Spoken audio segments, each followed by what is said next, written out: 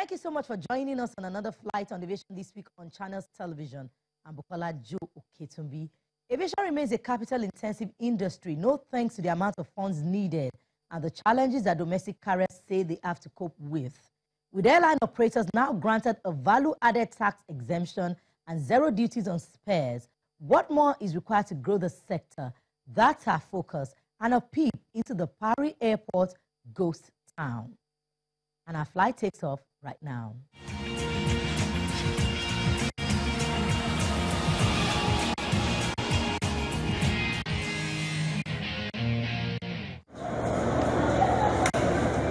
Air transport connects people and cultures all over the world. It gives businesses access to new markets on all continents. In this way, flight routes create and secure jobs in many countries. With aviation's great economic benefit, airlines are a big part of the chain. After over 50 years of airline operations in Nigeria, over 150 airlines have gone into extinction. Now, Nigeria's fleet size is not very sizable. For airlines to survive and operate profitably for the long term, it may be time to come together and pool resources.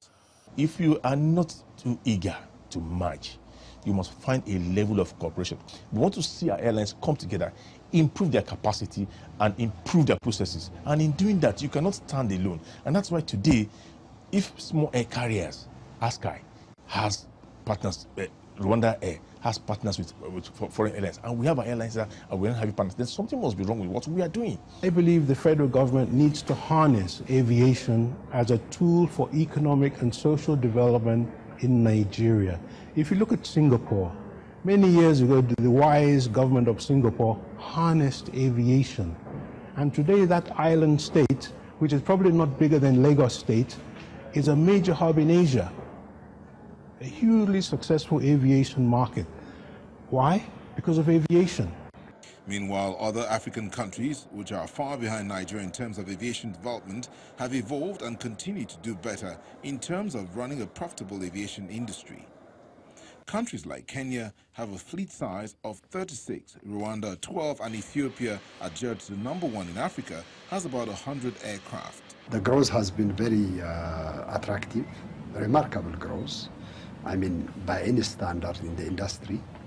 You know, airlines are now growing 5 to 6%, maximum 10% in any part of the world. But we are growing 20% plus. So this is impressive by any standard in the industry. Legacy airlines like the British Airways have over 400 aircraft in their fleet. Delta Airlines, Emirates, and other European carriers have more than 200 aircraft each in their fleet. While we may not be readily competing, there's room for improvement. These are legacy carriers that have been operating for decades. We're talking about 70, 50, 70 to sometimes 100 years. So we are not, we should be patient. With air transport playing a dominant role in inter-regional movement of tourists, which normally entails travel over long distances, facilities for passenger movement and comfort is key in the country, where the federal government manages 22 airports and is looking to private-public partnerships. The role of partnership with the private sector cannot be overemphasized. All this would be complemented by a reliable legal, institutional, and regulatory framework to institutionalize policy. In Nigeria, majority of airport infrastructure are government-owned. This administration has continued to promote infrastructural development, facilities renewal, and the implementation of policies aimed at facilitating the growth and sustainability of the sector. Beyond these challenges, the development of the cargo sector will add value to the industry and help foster growth in a sustainable manner, while a large amount of investment should go into the modernization and expansion of quality aviation infrastructure.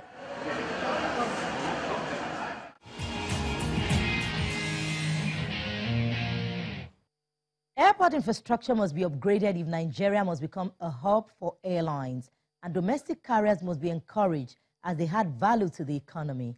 That's from our guest as he shares the experience of running an airline.